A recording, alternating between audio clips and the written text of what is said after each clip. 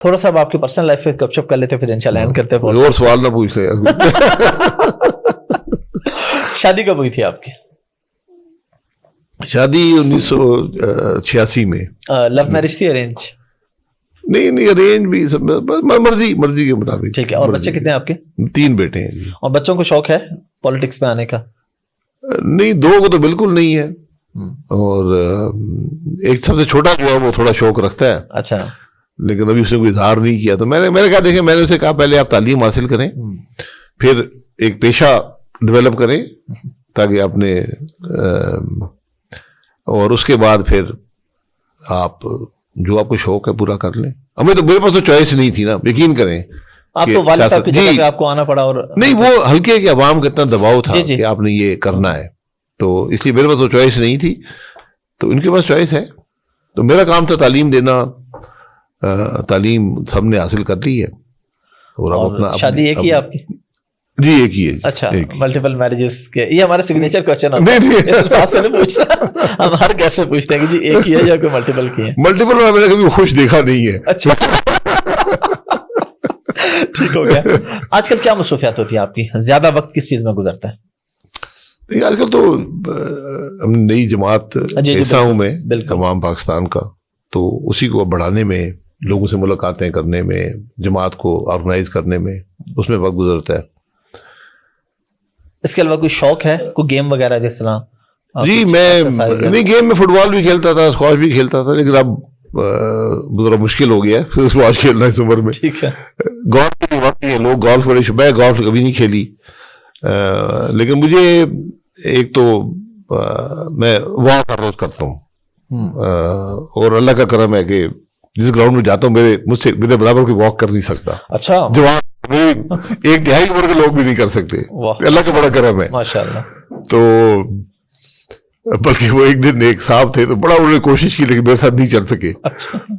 تو کہنے لگے آپ کیا ٹریننگ ہے؟ میں کہا یار میں بس یہی واک کرتا ہوں. کہتے میں SSG کا افسر ہوں.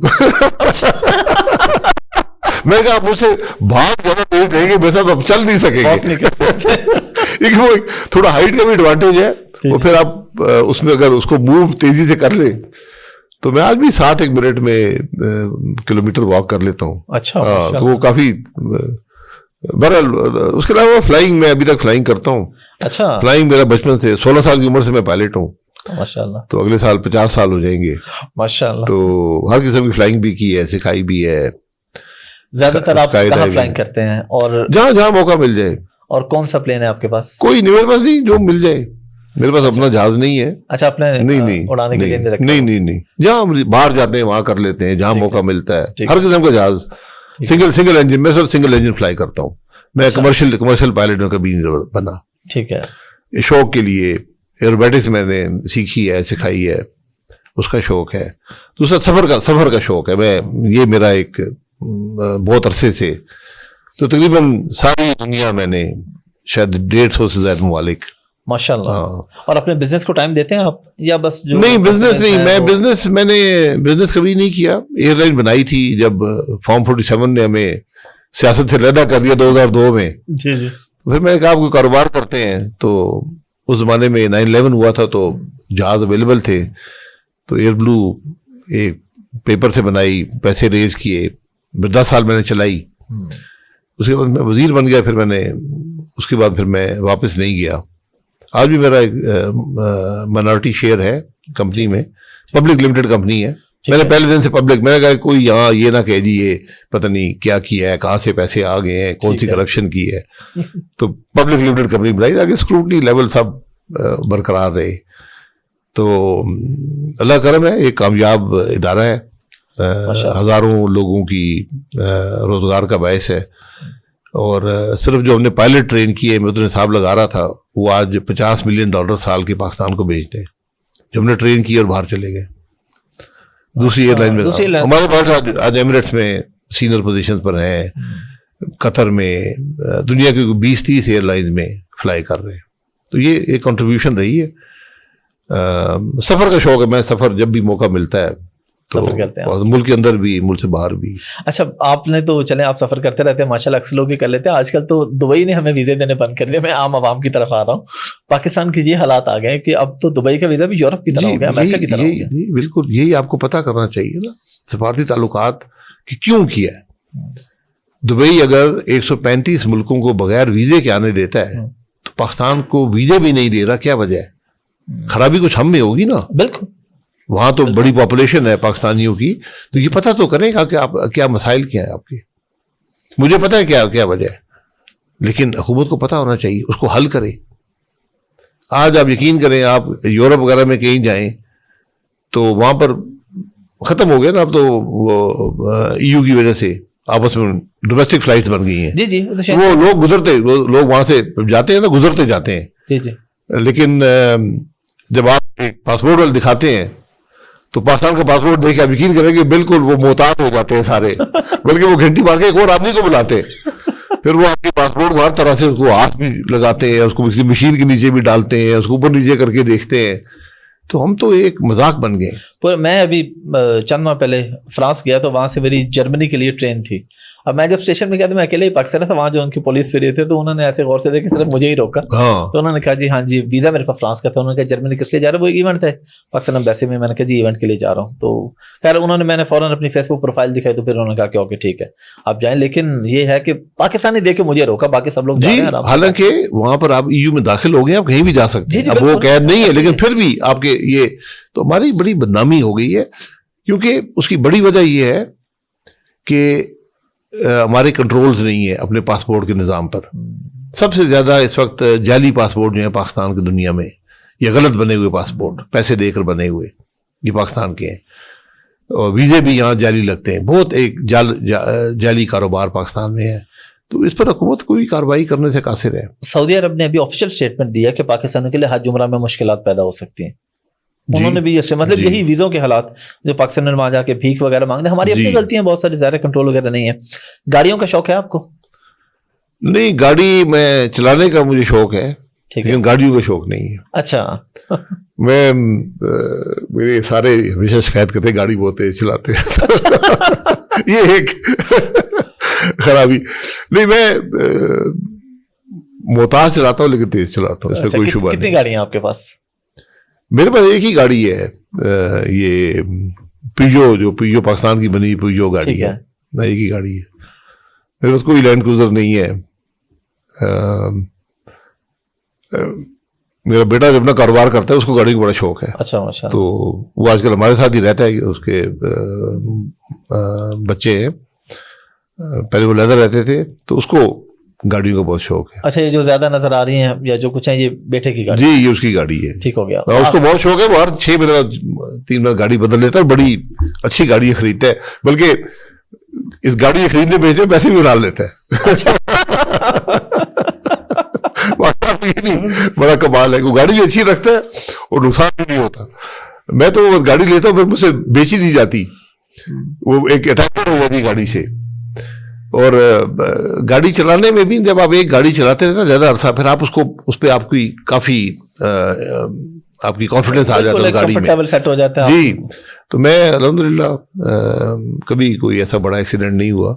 چلے اللہ تعالیٰ بچائے رکھے. ایز فارمر پرائم منسٹر کوئی پروٹوکول, کچھ چیزیں ہوتی ہیں, کوئی پینشن وغیرہ جیسا کچھ ملتا ہے؟ ہاں ملتا ہے, جب آپ چھوڑتے ہیں اس کو کچھ عرصے بعد آپ کو ایک بڑی سیکیور جگہ کمرہ ملتا ہے, وہاں پہ بجلی پانی سب مفت ہوتا ہے, سیکورٹی ہوتی ہے, کھانا پینا بھی مفت ہوتا ہے. اور اتنی سیکورٹی ہوتی ہے کہ اتنی سیکورٹی پاکستان میں سب سے زیادہ سیکورٹی ہوتی ہے, کوئی آپ کے قریب نہیں آ سکتا.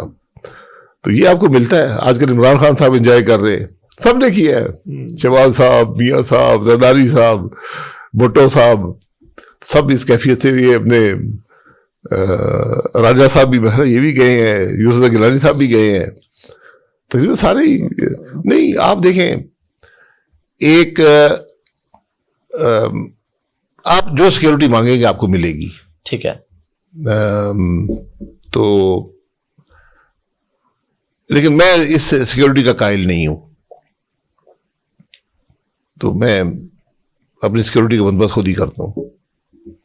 میرے پاس کوئی سرکاری چیز نہیں ہے. ایک گاڑی ہے وہ کھڑی ہوئی ہے کیونکہ حکومت نے دی ہوئی ہے کہ یہ بلٹ پروف ہے, یہ ہماری ذمہ داری ہے آپ کو دینا.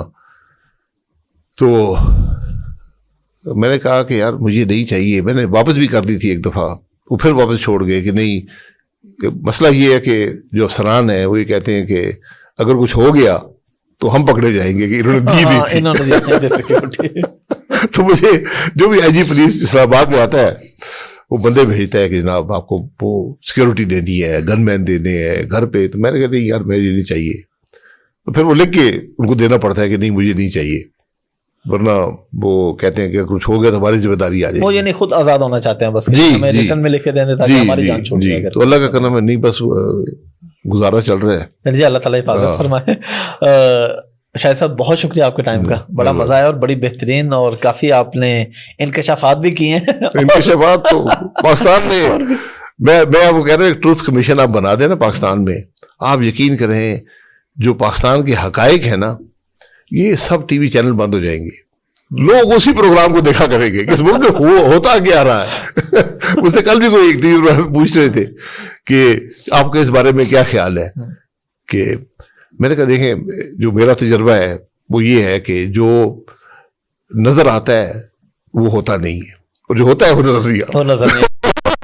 یہ پاکستان کی حقیقت ہے. بالکل صحیح. یعنی آپ یقین کریں جو آپ ٹی وی پروگراموں میں دیکھتے ہیں, جو خبروں میں دیکھتے ہیں, جو اخباروں میں پڑھتے ہیں, اس کا حقیقت سے بہت کم تعلق ہوتا ہے. حقیقت کچھ اور ہوتی ہے. بالکل ایسے ہی ہے. بہت شکریہ آپ کا وقت کا. لاسٹ پہ ہمارا فارمیٹ ہی ہوتا ہے, کوئی میسج کوئی پیغام ینگ جنریشن کو, خاص طور پہ جو مایوس لوگ ہیں, کیا کہنا چاہیں گے؟ نہیں دیکھیں بنیادی بات یہ ہے کہ آج نوجوان کا کیا مسئلہ ہے. نوجوان کو عزت چاہیے, اپنی رائے کا احترام چاہیے, روزگار کا موقع چاہیے, کاروبار کا موقع چاہیے. یہ چیزیں حکومت کی بنیادی ذمہ داری ہوتی ہے کہ نوجوان کو یہ دے. وہ نوجوان آپ سے کوئی سفارش نہیں مانگ رہا, آپ سے کوئی پیسے نہیں مانگ رہا, آپ نے یہ کام اس کے لیے کرنا ہے, آپ نے اس کو تعلیم دینی ہے. آج ملک میں 2.60 کروڑ بچے اسکول سے باہر ہیں, حکومت کو پرواہ نہیں ہے. حکومت کنٹینر لگا رہی ہے, حکومت سڑکیں کاٹ رہی ہے. تو آپ نوجوان کے مسائل کو سمجھیں کہ وہ چاہتا کہ آپ سے. آج کیوں مایوسی ہے ملک کے نوجوان کے اندر, کیوں ملک چھوڑ کر جا رہا ہے, ان باتوں کو پتہ کریں, مسائل کو حل کریں. اور یہ سب باتیں معیشت سے جڑی ہیں. معیشت سیاست سے جڑی ہے, سیاست آئین سے جڑا ہوا ہے. یہ ایک کڑی ہے, اس بات کو سمجھیں. یہ کیا آج سب جو سیاستدان بیٹھے ہیں یہ ان کو اس بات کی سمجھ نہیں آتی. بہت بہت شکریہ.